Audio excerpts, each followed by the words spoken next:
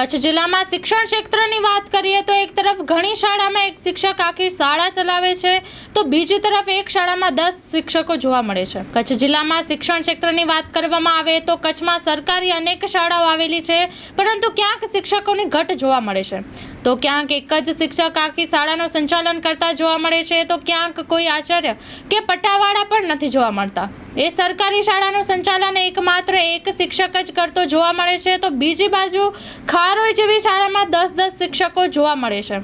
કચ્છ જિલ્લામાં જો ફેરબદલી થાય તો કોઈ બદલી સ્થાને શિક્ષકો પહોંચતા નથી, ત્યારે તે જગ્યા નવી ભરતી ન આવે ત્યાં સુધી ખાલી જ જોવા મળે છે। તે વિષય શિક્ષકો જે તે જગ્યા ઉપર હાજર થતા નથી, ત્યારે અંતરિયાળ વિસ્તારમાં શિક્ષકોને ઘટ પણ જોવા મળે છે।